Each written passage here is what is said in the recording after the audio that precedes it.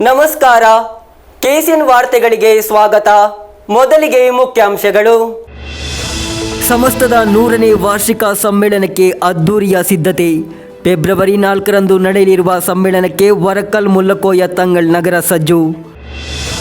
Arikkadi toll ಪ್ಲಾಜಾದಲ್ಲಿ toll ಸಂಗ್ರಹ ಪುನರಾರಂಭಿಸಿದ್ದಕ್ಕಾಗಿ ತೀವ್ರಗೊಂಡ ಪ್ರತಿಭಟನೆ. ಸಮರ ಸಮಿತಿಯ ಪ್ರತಿಭಟನೆಗೆ ಮಣಿದು ಟೋಲ್ ಪ್ಲಾಜಾದಿಂದ ತಾತ್ಕಾಲಿಕವಾಗಿ ಉದ್ಯೋಗಿಯ ಹಿಂಪಡೆತ. ಕೊಠಡಿಗೆ ನುಗ್ಗಿ ಹಲ್ಲೆ ನಡೆಸಿ ಹಣ ದೋಚಿದ ಘಟನೆ. ಪ್ರಕರಣಕ್ಕೆ ಸಂಬಂಧಿಸಿ 4 ವಿರುದ್ಧ ಜಾಮೀನು ರಹಿತ ವಿಭಾಗದ ಅಡಿಯಲ್ಲಿ ಪ್ರಕರಣ ದಾಖಲು. ಮಂಜೇಶ್ವರ ಗ್ರಾಮದ ಬಾವುಟಿ ಮೂಲೆ ಸುರಮತ್ತೋಡು ಪ್ರದೇಶದ ರಸ್ತೆಯ ಸ್ಥಿತಿ ಶೋಚನೀಯ. ಹದಗೆಟ್ಟ ರಸ್ತೆಯಿಂದ ಕಂಗೆಟ್ಟ ಗ್ರಾಮದ ಜನತೆ. ನಡೆಯಿತು ವಾಹನ ಜಾಥಾ ಮೆರವಣಿಗೆ. Kerala cooperative service pensioners association Kasaragod ಜಿಲ್ಲಾ ಕಮಿಟಿಯ ಆಶ್ರಯದಲ್ಲಿ. ವಾರ್ತೆಗಳು ವಿವರವಾಗಿ. ಸಮಸ್ತದ 100ನೇ ವಾರ್ಷಿಕ ಸಮ್ಮೇಳನಕ್ಕೆ ಅದ್ದೂರಿಯ ಸಿದ್ಧತೆಗಳು ನಡೆಯುತ್ತಿದೆ.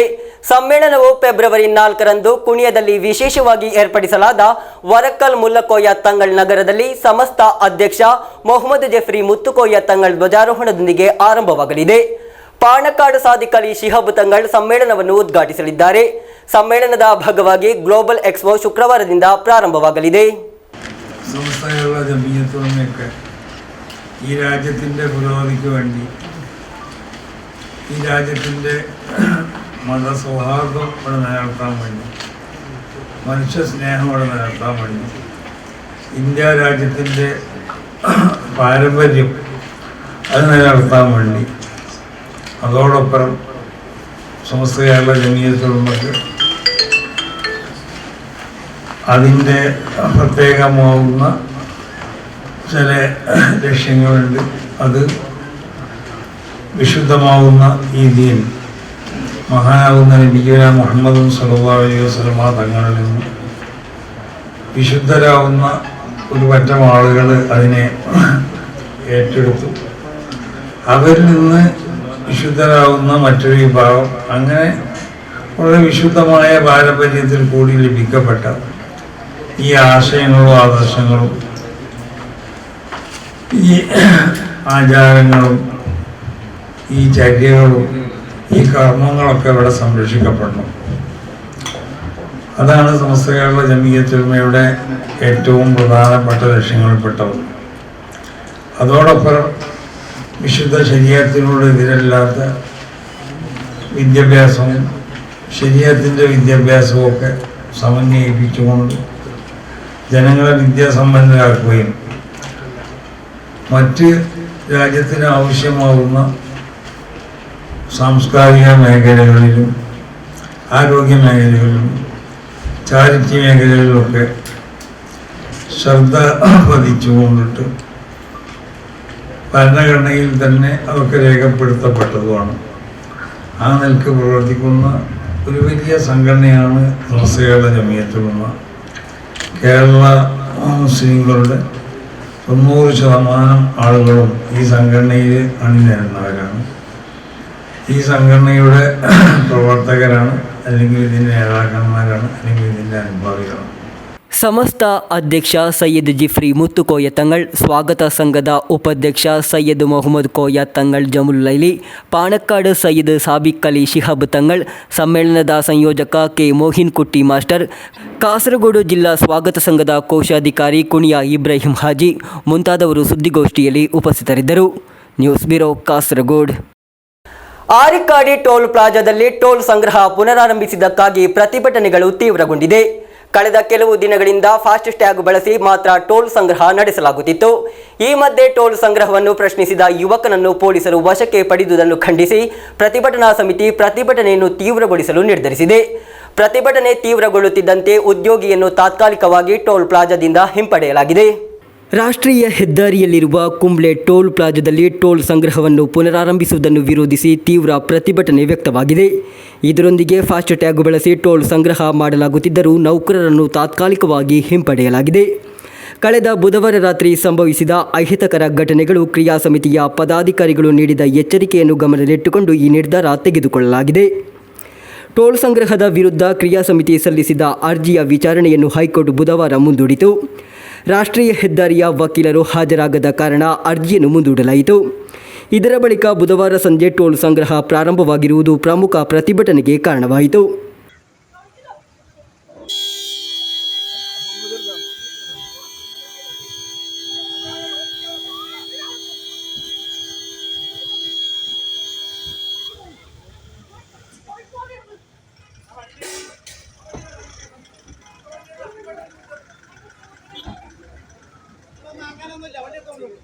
ಟೋಲ್ ಪಾವತಿಸಲು ನಿರಾಕರಿಸಿದ್ದಕ್ಕಾಗಿ ಯುವಕನನ್ನು ಪೊಲೀಸರು ಕಾರು ಸೀಟಿನಿಂದ ವಶಕ್ಕೆ ಪಡೆದದ್ದು ಪ್ರತಿಭಟನೆ ತೀವ್ರಗೊಳ್ಳಲು ಕಾರಣವಾಯಿತು. ಇದರ ದೃಶ್ಯಾವಳಿಗಳು ಸಾಮಾಜಿಕ ಮಾಧ್ಯಮಗಳಲ್ಲಿ ವ್ಯಾಪಕವಾಗಿ ಪ್ರಸಾರವಾಯಿತು. ಕಾರಿನಲ್ಲಿ ಮಹಿಳೆಯರು ಸೇರಿದಂತೆ ಮಕ್ಕಳು ಇದ್ದರು. ಕಾರನ್ನು ಸಹ ಪೊಲೀಸರು ವಶಕ್ಕೆ ಪಡೆದುಕೊಂಡಿದ್ದರು. ಘಟನೆಯ ಬಳಿಕ ರಾಷ್ಟ್ರೀಯ ಹೆದ್ದಾರಿಯಲ್ಲಿ ದೀರ್ಘಕಾಲದವರೆಗೆ ಸಂಚಾರ ಅಸ್ತವ್ಯಸ್ತವಾಯಿತು. ರಸ್ತೆಯಲ್ಲಿ ವಾಹನಗಳ ದೀರ್ಘ ಸರತಿ ಸಾಲು ರೂಪುಗೊಂಡಿತು.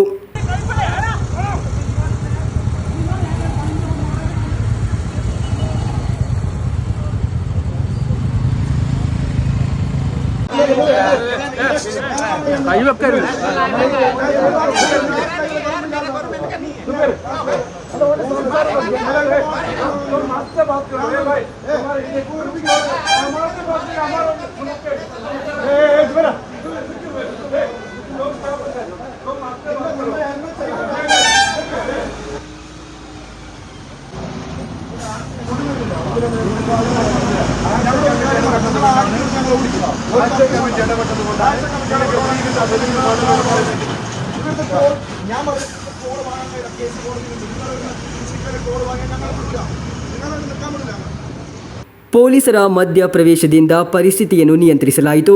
ರಾತ್ರಿ 9 ಗಂಟೆ ಸುಮಾರಿಗೆ ಕ್ರಿಯಾ ಸಮಿತಿಯ ಪದಾಧಿಕಾರಿಗಳಾದ ಸಿಎ ಸುಬೇರ್, ಎಕೆ ಆರಿಫ್, ಅಶ್ರಫ್ ಕಾರ್ಲಾ, ಲಕ್ಷ್ಮಣ ಪ್ರಭು, ತಾಜುದ್ದೀನ್ ಮೊಗ್ರಲ್ ಮುಂತಾದವರು ಟೋಲ್ ತಲುಪಿ ಪ್ರತಿಭಟಿಸಿದರು. ಹೈಕೋರ್ಟ್ ಅರ್ಜಿಯನ್ನು ಇತ್ಯರ್ಥವಾಗುವವರೆಗೆ ಟೋಲ್ ಸಂಗ್ರಹವನ್ನು ನಿಲ್ಲಿಸಬೇಕೆಂದು ಎಚ್ಚರಿಕೆ ನೀಡಿದರು. ಈ ಸಂದರ್ಭದಲ್ಲಿ ಟೋಲ್ ಬೂತ್ ಸಿಬ್ಬಂದಿಯೊಂದಿಗೆ ವಾಗ್ವಾದ ನಡೆಯಿತು. ಇದನ್ನು ಗಮನದಲ್ಲಿಟ್ಟುಕೊಂಡು ಸಿಬ್ಬಂದಿಯನ್ನು ಟೋಲ್ನಿಂದ ತಾತ್ಕಾಲಿಕವಾಗಿ ಹಿಂಪಡೆಯಲಾಯಿತು. News bureau, Kumble. ಕಾಸರಗೋಡಿನಲ್ಲಿ ಯುವಕನೊಬ್ಬನ ಲಾಡ್ಜ್ ಕೊಠಡಿಗೆ ನುಗ್ಗಿ ಹಲ್ಲೆ ನಡೆಸಿ ಹಣ ದೋಚಲಾಗಿದೆ ಎಂದು ಆರೋಪ. ವ್ಯಾಪಾರ ಉದ್ದೇಶಕ್ಕಾಗಿ ಕಾಂಜಂಗಾಡಿಗೆ ಬಂದಿದ್ದ ಮಲಪುರಂ ನಿವಾಸಿ ಸಮೀರುದ್ದೀನ್ ಎಂಬವರ ಮೇಲೆ ಹಲ್ಲೆ ನಡೆಸಿ ಹಣ ಹಾಗೂ ದಾಖಲೆಗಳನ್ನು ದೋಚಲಾಗಿದೆ. ಪ್ರಕರಣಕ್ಕೆ ಸಂಬಂಧಿಸಿ ಪೊಲೀಸರು 4 ವಿರುದ್ಧ ಜಾಮೀನು ರಹಿತ ವಿಭಾಗದ ಅಡಿಯಲ್ಲಿ ಪ್ರಕರಣ ದಾಖಲಿಸಿದ್ದು ತನಿಖೆಯನ್ನು ತೀವ್ರಗೊಳಿಸಿದ್ದಾರೆ. ವ್ಯಾಪಾರಕ್ಕಾಗಿ ಬಂದಿದ್ದ ಯುವಕನ ಮೇಲೆ ಕಾಂಜಂಗಾಡ್ನಲ್ಲಿರುವ ಲಾಡ್ಜ್ ಕೊಠಡಿಯಿಂದ ಹಲ್ಲೆ ನಡೆಸಿ ಹಣವನ್ನು ಕದಿಯಲಾಗಿದೆ ಎಂದು ದೂರು ನೀಡಲಾಗಿದೆ. ತಿರೂರಿನ ಕಡಂಬುಲ ಕರಿಕಾಡು ನಿವಾಸಿ ಈ ಶಮರುದ್ದೀನ್ ಮೇಲೆ ಹಲ್ಲೆ ನಡೆಸಿ 22,000 ರೂಪಾಯಿ, ಅವರ ಗುರುತಿನ ಚೀಟಿ ಹಾಗೂ ವಾಹನ ದಾಖಲೆಗಳನ್ನು കദിയലാಗಿದೆ ಎಂದು ആരോപിಸಲಾಗಿದೆ. 12 മണി ഒരു മണിന്റെ അടുത്തായിട്ടുണ്ടാവും. അപ്പൊ കണ്ടിക്കണ് ഡോർമ വന്നിട്ട് മുട്ടണ്. പിന്നെ ആരോ അപ്പൊ ഞാൻ പറഞ്ഞു ഡോറ് തുറക്കണ്ടെന്ന് പറഞ്ഞു ജിഷ്ണുവിനോട്. അപ്പൊ കുറച്ച് കഴിഞ്ഞൊക്കെ ഈ ജനാലിന് അടിച്ച് ജനാൽ ഈ റൂമിന്റെ ജനാലിന്റെ ചില്ല് പൊട്ടിച്ചു. അതൊക്കെ നിങ്ങൾക്ക് അവിടെ പോയി നോക്കിയാൽ ശരിക്ക് കാണാം. അങ്ങനെ പൊട്ടിച്ചിട്ട് ലാസ്റ്റ് എനിക്ക് പേടിയായി. അപ്പൊ ഈ ജിഷ്ണു ഇതായിക്ക് ഡോറ് തുറന്നിട്ട് അവരിങ്ങോട്ട് കയറിയിട്ട് ഒരാളെടുത്ത് കമ്പിയുണ്ട്. 3 ആളാണ് അവിടെ ഉണ്ടായിരുന്ന. അതേ 3 ആള് ഒരാളടുത്ത് കമ്പിയുണ്ട്. അവര് എന്തൊക്കെ എന്നെ ചെയ്തെന്നൊരു പറയാൻ കഴിയില്ല. ആ ജാതി ചെയ്തത്. ഇതെന്താ തുണിയൊക്കെ കീറി എന്റെ ബനിയനൊക്കെ ഉള്ളില് കീറി പാട്ടിൽ ഇതായിക്ക്. അങ്ങനെ എന്റെ തല ആകെ വേദന. ഇപ്പൊ ഇത് സ്കാനിങ് എടുത്ത് കൊണ്ടുവന്നാണ് ഹോസ്പിറ്റലിൽ. അങ്ങനെ പിന്നെ എന്തു ചെയ്തു, ഇവര് എന്നെ പഞ്ഞിക്കിട്ട് അവസാനം താഴോട്ട് ഒരു മറിച്ചിടാൻ നിൽക്കുക കൊല്ലാൻ വേണ്ടിയിട്ട്. എന്റെ ചങ്കില് പിടിച്ച് എന്തെല്ലാം ചെയ്തെന്ന് പറയാൻ വയ്യ, അത്ര ചെയ്തിട്ടുണ്ട്. എന്നിട്ട് ലാസ്റ്റ് എന്ത് ചെയ്തു വെച്ചാല് ഞാൻ പറഞ്ഞു എന്ത് തെറ്റാ ഞാൻ നിങ്ങളോട് ചെയ്തെന്ന് പറഞ്ഞപ്പോ അവന്മാര് കള്ളനായി, നീ മറ്റേ മലപ്പുറക്കാരനല്ലടാ, നീ മുസ്ലിം അല്ലടാ, നീ തീവ്രവാദി അല്ലടാ, നീ തീവ്രവാദം വരുത്താൻ വന്നല്ലടാ ഇവിടെ, നിന്നെ ഞങ്ങളെ കൊല്ലൂടെ ആണ്ട് കിടെന്ന് പറഞ്ഞപ്പോ എനിക്ക് മനസ്സിലായി ഇവന്മാർ എന്നെ കൊല്ലുന്നു. അതിൽ ഞാൻ അവരെ കൈകൊണ്ട് തട്ടി മാറ്റി ഞാൻ താഴോട്ട് ഓടിയിട്ട് പിന്നെ അപ്പൊ അതിന്റെ മുമ്പ് എന്ത് ചെയ്തു, ഇവന്മാർ എന്റെ അടുത്ത് പേഴ്സ് പറിച്ചു. എന്റെ സുറുമ്പോട്ടിലായിരുന്നു പേഴ്സ്. ആ പേഴ്സ് പിടിച്ചു പറിച്ചു വാങ്ങി. അപ്പൊ ആ പേഴ്സിൽ തന്നെ ATM card, Aadhaar card, pan card, അതേമാതിരി എന്റെ ലൈസൻസ്, എന്റെ വീട്ടിലുണ്ട് ഒരു ബൈക്ക്, അതിന്റെ പിന്നെ RC എല്ലാം ഉണ്ട്. 22,000 റുപ്യ ഉണ്ട്. പിന്നെ അതിന്റെ പുറമെ മേശം എന്റെ വണ്ടിയുടെ ചാവി ഉണ്ടായിരുന്നു. എന്റെ ജീറ്റ വണ്ടിയിട്ടാണ് ഞാൻ ഈ സാധനം എടുക്കാൻ പോകുന്നത്. ഇപ്പൊ പുതിയ വണ്ടി എടുത്താണ്. അപ്പോ അതിന്റെ ചാവി മേശമുണ്ട്. അതും യവന്മാരെടുത്തു. അപ്പൊ എനിക്ക് മനസ്സിലായി യവന്മാർ എന്നെ വിടൂല, കൊല്ലുന്നു. ಅಜನೂರು ವೆಲ್ಲಿಕೋತು ನಿವಾಸಿ ಜಿಷ್ಣು ಸೇರಿದಂತೆ 4 ವಿರುದ್ಧ ಜಮೀನು ರಹಿತ ವಿಭಾಗದ ಅಡಿಯಲ್ಲಿ ಪ್ರಕರಣ ದಾಖಲಿಸಲಾಗಿದೆ. ಕೋಟಚೇರಿಯ ಬಾರ್ನಲ್ಲಿ ಭೇಟಿಯಾದ ಶಮೀರುದ್ದೀನ್ ಅವರನ್ನು ಬಳಿಕ ಆಲಮಿಪಲ್ಲಿಯಲ್ಲಿರುವ ಮದ್ಯದ ಅಂಗಡಿಗೆ ಕರೆದೊಯ್ದು ಕ್ರೂರವಾಗಿ ಹಿಂಸೆ ನೀಡಿದ್ದಾರೆ ಎಂದು ಎಫ್ಐಆರ್ನಲ್ಲಿ ಹೇಳಲಾಗಿದೆ. ಬಳಿಕ ಬೆಳಗ್ಗೆ ಯುವಕ ತಂಗಿದ್ದ ಉತ್ತರ ಕೋಟಚೇರಿಯ ಲಾಡ್ಜ್ಗೆ ತಲುಪಿ ಕಬ್ಬಿಣದ ರಾಡ್ನಿಂದ ಹೊಡೆದು ಹಣವನ್ನು ಕದಿಯಲಾಗಿದೆ. News bureau, Kanhangad. ಮಂಜೇಶ್ವರ ಗ್ರಾಮ ಪಂಚಾಯತ್ ವ್ಯಾಪ್ತಿಯ 17ನೇ ವಾರ್ಡಿನ ಬಾವುಟಿಮೂಲೆ ಸುರಮತ್ತೋಡು ಪ್ರದೇಶದಲ್ಲಿ ವಾಸಿಸುತ್ತಿರುವ ಸುಮಾರು 10 ಕುಟುಂಬಗಳ ಬದುಕು ಇಂದು ಆಡಳಿತದ ನಿರ್ಲಕ್ಷ್ಯದ ಸಂಕೇತವಾಗಿ ಮಾರ್ಪಟ್ಟಿದೆ. ಮೂಲಭೂತ ಸೌಕರ್ಯವೆನಿಸುವ ನಡೆಯಲು ಸರಿಯಾದ ದಾರಿ ಇಲ್ಲದ ಸ್ಥಿತಿಯಲ್ಲಿ ಈ ಕುಟುಂಬಗಳು ದಿನನಿತ್ಯದ ಜೀವನವನ್ನು ಕಳೆಯುವಂತಾಗಿದೆ. ಮಂಜೇಶ್ವರ ಗ್ರಾಮ ಪಂಚಾಯತ್ ವ್ಯಾಪ್ತಿಯ 17ನೇ ವಾರ್ಡಿನ ಬಾವುಟಿಮೂಲೆ ಸುರಮತ್ತೋಡು ಪ್ರದೇಶದಲ್ಲಿ ವಾಸಿಸುತ್ತಿರುವ ಸುಮಾರು 10 ಕುಟುಂಬಗಳ ಬದುಕು ಇಂದು ಆಡಳಿತದ ನಿರ್ಲಕ್ಷ್ಯದ ಸಂಕೇತವಾಗಿ ಮಾರ್ಪಟ್ಟಿದೆ. ಮೂಲಭೂತ ಸೌಲಭ್ಯವೆನಿಸುವ ನಡೆಯಲು ಸರಿಯಾದ ದಾರಿ ಇಲ್ಲದ ಸ್ಥಿತಿಯಲ್ಲಿ ಈ ಕುಟುಂಬಗಳು ದಿನನಿತ್ಯದ ಜೀವನವನ್ನು ಕಳೆಯುವಂತಾಗಿದೆ. ಈ ಪ್ರದೇಶದಲ್ಲಿ ವಾಸಿಸುತ್ತಿರುವ ವಿದ್ಯಾರ್ಥಿಗಳು ಶಾಲೆಗೆ ಹೋಗಲು ಜೀವ ಪಣಕ್ಕಿಡಬೇಕಾದ ಸ್ಥಿತಿ ಎದುರಿಸುತ್ತಿದ್ದಾರೆ. ಗರ್ಭಿಣಿಯರು ಆರೋಗ್ಯ ತಪಾಸಣೆಗೆ ಆಸ್ಪತ್ರೆಗೆ ತೆರಳುವುದು ಅಸಾಧ್ಯಕ್ಕೆ ಸಮಾನವಾಗಿದ್ದು, ವೃದ್ಧರು ಹಾಗೂ ಭಿನ್ನಚೇತನರು ಮನೆಯೊಳಗೆ ಬಂಧಿತರಾಗಿದ್ದಾರೆ. ಸಾರ್ವಜನಿಕರ ಆಡಳಿತವು ಜನರಿಗಾಗಿ ಅಸ್ತಿತ್ವದಲ್ಲಿದೆ ಎಂಬ ಪ್ರಶ್ನೆ ಇಲ್ಲಿನ ಸ್ಥಿತಿಯನ್ನು ನೋಡಿದರೆ ಸಹಜವಾಗಿಯೇ ಮೂಡುತ್ತದೆ. ಅವಶ್ಯ ಸೇವೆಗಳಾದ ಆಸ್ಪತ್ರೆ, ಶಾಲೆ, ರೇಷನ್ ಅಂಗಡಿ, ಸ್ಥಳೀಯಾಡಳಿತ ಕಚೇರಿ ಸೇರಿದಂತೆ ಪ್ರಮುಖ ಕೇಂದ್ರಗಳನ್ನು ಸಂಪರ್ಕಿಸುವ ಸುಮಾರು 250 ಮೀಟರ್ ಉದ್ದದ ರಸ್ತೆ ಕಳೆದ ಮಳೆಗಾಲದಲ್ಲಿ ಸಂಪೂರ್ಣವಾಗಿ ಕೊಚ್ಚಿ ಹೋಗಿದೆ. ಮಳೆ ಕಳೆದು ತಿಂಗಳುಗಳೇ ಉರುಳಿದರೂ ಆ ರಸ್ತೆಯತ್ತ ತಿರುಗಿ ನೋಡುವುದಕ್ಕೂ ಯಾರೂ ಮುಂದಾಗದಿರುವುದು ಇಲ್ಲಿನ ಜನತೆಯ ನೋವನ್ನು ಮತ್ತಷ್ಟು ಹೆಚ್ಚಿಸಿದೆ. ರಸ್ತೆ ಕೊಚ್ಚಿ ಹೋದ ತಕ್ಷಣವೇ ಇಲ್ಲಿನ ಕುಟುಂಬಸ್ಥರು ಸರ್ವೆ ಇಂಜಿನಿಯರ್, ಮೈನಿಂಗ್ ಇರಿಗೇಷನ್ ಇಲಾಖೆ ಅಧಿಕಾರಿಗಳು ಹಾಗೂ ನೂತನವಾಗಿ ಅಧಿಕಾರಕ್ಕೆ ಬಂದ ಮಂಜೇಶ್ವರ ಗ್ರಾಮ ಪಂಚಾಯತ್ ಅಧ್ಯಕ್ಷರು ಸೇರಿದಂತೆ ಎಲ್ಲ ಸಂಬಂಧಪಟ್ಟವರ ಗಮನಕ್ಕೆ ವಿಷಯವನ್ನು ತಂದಿದ್ದಾರೆ. ಸ್ಥಳ ಪರಿಶೀಲನೆಯ ಭರವಸೆ, ಆಶ್ವಾಸನೆಯ ಮಾತುಗಳು ಮಾತ್ರ ಸಿಕ್ಕಿವೆ. ಆದರೆ ನೆಲಮಟ್ಟದಲ್ಲಿ ಯಾವುದೇ ಕಾರ್ಯಾಚರಣೆ ನಡೆದಿಲ್ಲ ಎಂಬುದು ನಿವಾಸಿಗಳ ತೀವ್ರ ಆರೋಪವಾಗಿದೆ. ತುರ್ತು ಸಂದರ್ಭದಲ್ಲಿ ಆಂಬ್ಯುಲೆನ್ಸ್ ಸೇರಿದಂತೆ ಯಾವುದೇ ವಾಹನಗಳು ಈ ಪ್ರದೇಶಕ್ಕೆ ತಲುಪಲು ಸಾಧ್ಯವಿಲ್ಲದ ಸ್ಥಿತಿ ನಿರ್ಮಾಣವಾಗಿದೆ. ಮಳೆ ಬಂದರೆ ದಾರಿ ಇನ್ನಷ್ಟು ಅಪಾಯಕಾರಿಯಾಗುತ್ತಿದ್ದು, ಕಾಲು ಜಾರಿ ಬೀಳುವ, ಗಾಯಗೊಳ್ಳುವ ಭೀತಿ ದಿನನಿತ್ಯದ ಸಂಗತಿಯಾಗಿ ಪರಿಣಮಿಸಿದೆ. ಚಿಕ್ಕ ಮಕ್ಕಳನ್ನು ಹೆಗಲ ಮೇಲೆ ಹೊತ್ತುಕೊಂಡು ವೃದ್ಧರನ್ನು ಹಿಡಿದುಕೊಂಡು ಸಾಗಬೇಕಾದ ಪರಿಸ್ಥಿತಿ ಆಡಳಿತದ ವ್ಯವಸ್ಥೆಗೆ ಲಜ್ಜಾಸ್ಪದವಾಗಿದೆ ಎಂದು ಸ್ಥಳೀಯರು ಆಕ್ರೋಶ ವ್ಯಕ್ತಪಡಿಸಿದ್ದಾರೆ. ಒಮ್ಮೆ ಅಧಿಕಾರಿಗಳು ನಮ್ಮ ಮನೆಯವರೆಗೆ ನಡೆದುಕೊಂಡು ಬರಲಿ, ಆಗ ನಮ್ಮ ನೋವು ಮಾತಿನಲ್ಲ ನೆಲದ ಮೇಲೆ ಕಾಣಿಸುತ್ತದೆ ಎಂದು ಇಲ್ಲಿನ ನಿವಾಸಿಗಳು ಕಣ್ಣೀರಿನಿಂದ ತಮ್ಮ ಅಳಲನ್ನು ವ್ಯಕ್ತಪಡಿಸುತ್ತಿದ್ದಾರೆ. ಜನಪ್ರತಿನಿಧಿಗಳು ಕಚೇರಿಗಳಲ್ಲಿ ಕುಳಿತು ಭರವಸೆ ನೀಡುವುದನ್ನು ಬಿಟ್ಟು ನೆಲದ ವಾಸ್ತವವನ್ನು ಅರಿಯಬೇಕಾದ ಹೊಣೆಗಾರಿಕೆ ಅವರದ್ದೇ ಎಂಬ ಮಾತು ಕೇಳಿಬರುತ್ತಿವೆ.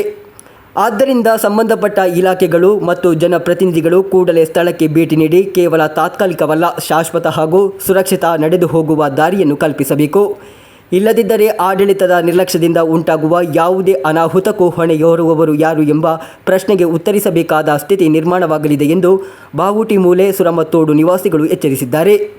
ಇಲ್ಲಿ ಕಟ್ಟಮಣಿ ಕುಸಿದು ಬಿದ್ದು ನೀರೆಲ್ಲ ನಮ್ಮ ಮನೆಗೆ ಹಾಗೂ ಕೃಷಿ ಭೂಮಿಗೆ ಬಂದು ಭಾರಿ ಸಮಸ್ಯೆ ಆಗಿದೆ. ಅದರ ಹತ್ತಿರ ನಾವು ಮನೆ ಕೊಟ್ಟಿದ್ದೇವೆ ಸರಿ ಮಾಡಲಿಕ್ಕೆ. ಇಷ್ಟು ತನಕ ಒಂದು ಮನೆ ಸರಿ ಆಗಲಿಲ್ಲ. ಇನ್ನು ಮಳೆಗಾಲ ಬರುವ ಮೊದಲು ಇದನ್ನು ಸರಿ ಮಾಡಿಕೊಟ್ಟು ಜನರಿಗೆ ನಡೆದಾಡುವ ದಾರಿ, ಸರ್ಕಾರಿ ಕಚೇರಿ, ಪಂಚಾಯತ್, ಗೌರ್ಮೆಂಟ್ ಆಸ್ಪತ್ರೆ ಇಲ್ಲಿಗೆ ಹೋಗೋ ದಾರಿ ಆದ ಕಾರಣ ಆದಷ್ಟು ಶೀಘ್ರ ಇದನ್ನು ಸರಿಪಡಿಸಬೇಕಾಗಿ ನಾವು ಕೇಳಿಕೊಳ್ತೇವೆ. Abdul Rahman Udyavara, news bureau, Manjeshwar. ವಿವಿಧ ಬೇಡಿಕೆಗಳನ್ನು ಮುಂದಿಟ್ಟುಕೊಂಡು Kerala cooperative service pensioners association Kasaragod ಜಿಲ್ಲಾ ಕಮಿಟಿ ಪ್ರತಿಭಟನೆಯತ್ತ. ಇದರ ಭಾಗವಾಗಿ ವಾಹನ ಮೆರವಣಿಗೆ ಜಿಲ್ಲಾ ಉದ್ಘಾಟನೆಯನ್ನು ಮಂಜೇಶ್ವರದ ಹೊಸಂಗಡಿಯಲ್ಲಿ ಪ್ರಾರಂಭಿಸಲಾಯಿತು.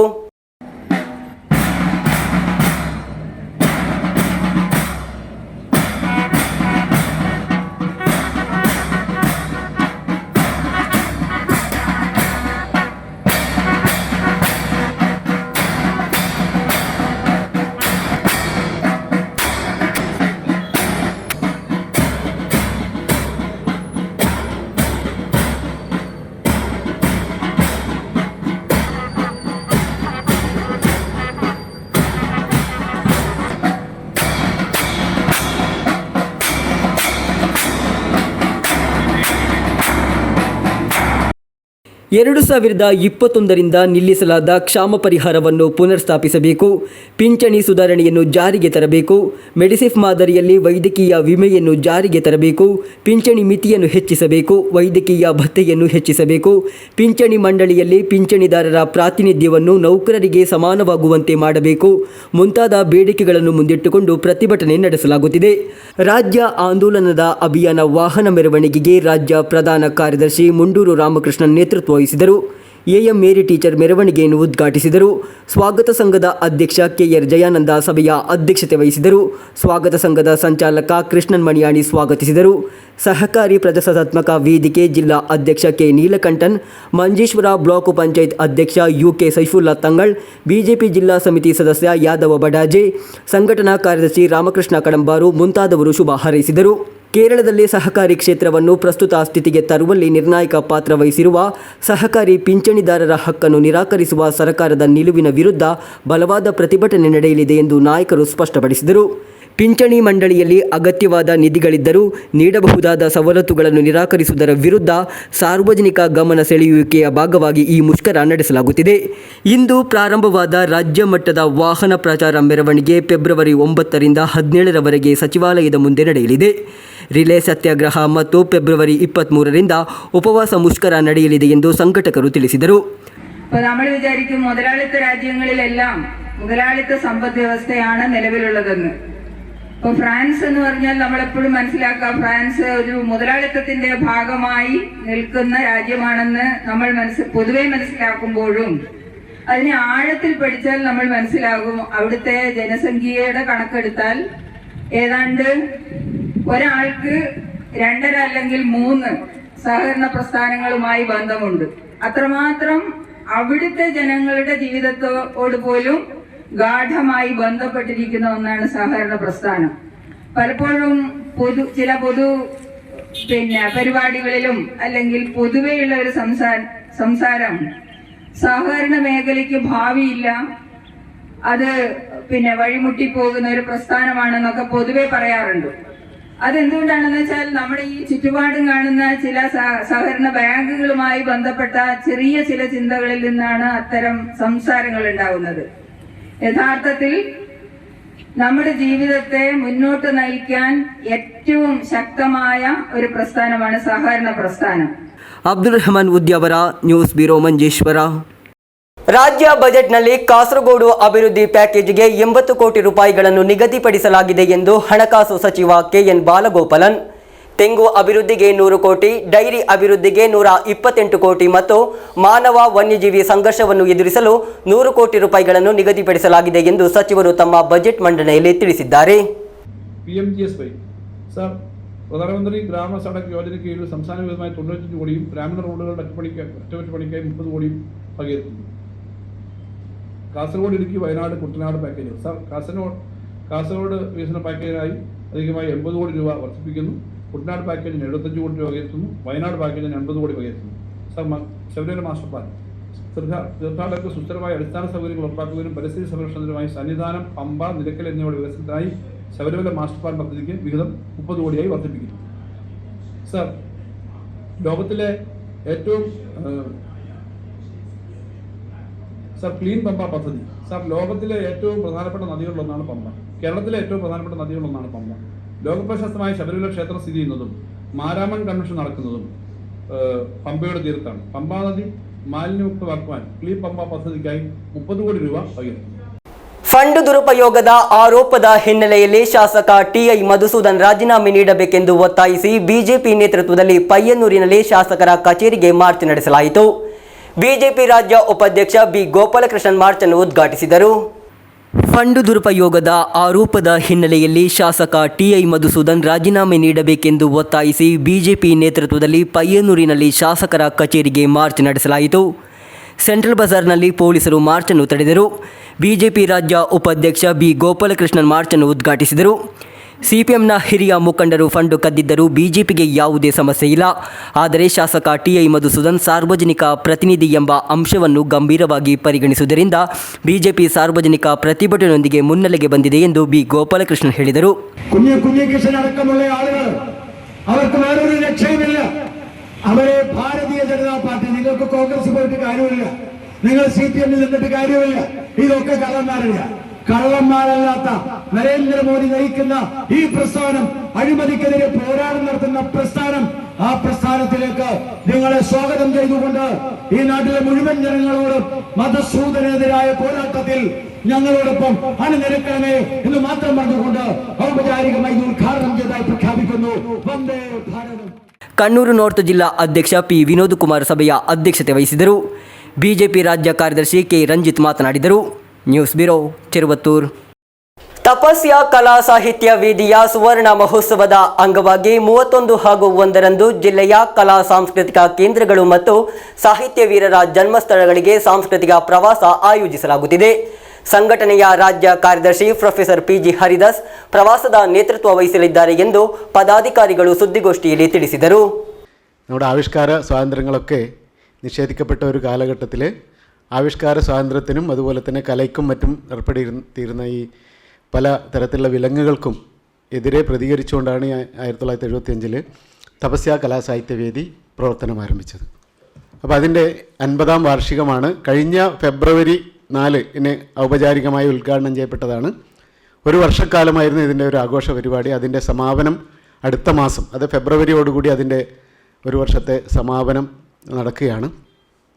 അപ്പോൾ അതോടനുബന്ധിച്ച് സംസ്ഥാനത്തിൻ്റെ പല ഭാഗങ്ങളിലും പല ജില്ലകളും പല പരിപാടികളും ഏറ്റെടുത്ത് നടത്തുകയുണ്ടായി.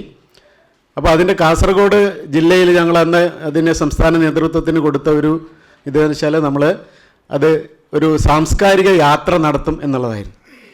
അപ്പോൾ ഈ കല, സാഹിത്യം, സംസ്കാരം, ഭാരതീയമായിട്ടുള്ള എല്ലാത്തിനെയും പ്രോത്സാഹിപ്പിക്കുക എന്നുള്ളതാണ് ഈ സംഘടനയുടെ ഒരു പ്രത്യേകത. അപ്പോൾ അതുകൊണ്ട് തന്നെ കാസർഗോഡ് ജില്ല എന്ന് പറഞ്ഞാൽ ബഹുഭാഷ സംഗമ ഭൂമിയാണ്. മുമ്പേ സപ്തഭാഷ എന്നൊക്കെ പറയും, പക്ഷേ 12 ഭാഷകളിലധികം നിലനിൽക്കുന്നു എന്നാണ് നമ്മളൊരു ഇപ്പോൾ സാറൊക്കെ അതിൻ്റെ നമ്മളൊരു തപസ്യന്നെ ഒരു പരിപാടി നടത്തുകയുണ്ടായി. അതിൽ 12 ഭാഷകളിൽ ആ പരിപാടി അതിൻ്റെ വേർഷൻ ഉണ്ടായിരുന്നു. അപ്പോൾ ഈ ബഹുഭാഷ സംഗമഭൂമിയായ ഈ കാസർഗോഡ് ജില്ലയിൽ അതുകൊണ്ട് തന്നെ സംസ്കാരത്തിലും സാഹിത്യത്തിലും കലയിലും എല്ലാത്തിലും അതിൻ്റെ ഒരു സ്വാധീനമുണ്ട്.